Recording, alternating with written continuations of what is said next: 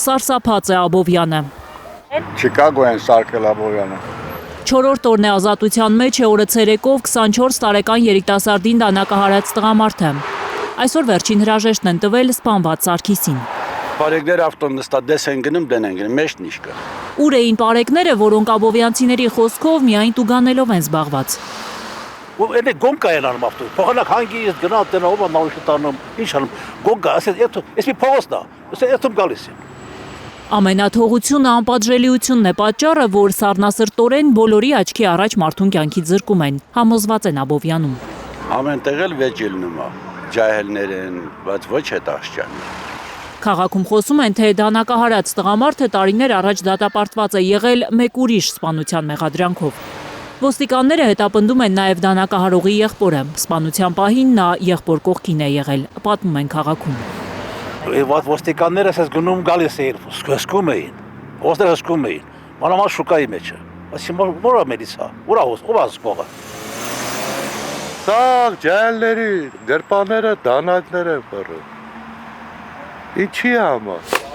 Այս կինն է անշնչացած տեսել 24 տարեկան Սարգիսին։ Հավաքարար է աշխատել դպրոցում, որտեղ սովորել է աբովյանցի տղան։ Իսա ինքը կողքին գած էր, նայեցի ծանոթ դեմք է, դպրոցում սովորող աշակերտ էր ինքը, դպրոցում է աշխատում, երկրորդ դպրոցում։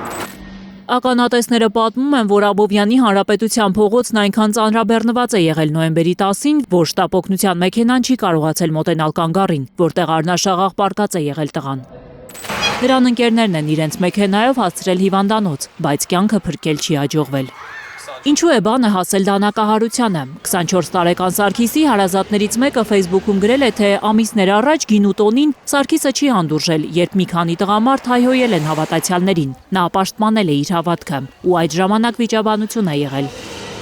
Դա է Սարգիսի հարազատի կարծիքով պատճառը, որ այդ տղամարդիկ որոշել են սպանել 24 տարեկան երիտասարդին։ Աբովյանում նաև լուրեր են պտտվում, թե վենդետա է կատարված։ Իբր Սարգիսը տարիներ առաջ այն օրն է գցել իրեն դանակահարողի եղբորը, որ նա կոմայի մեջ է ընկել։ Գայանե Մովսիսյան, Աշոտ Մնոյան, Էլեն Յահինյան, Հայլուր։ Հայաստանում եւ աշխարհում տեղի ունեցող իրադարձությունների մասին առաջինը իմանալու համար բաժանորդագրվեք մեր ալիքին։ Սեղմեք զանգակը, որ բաց չթողնեք ամենահրատապը, ամենակարևորն ու հետաքրքիրը։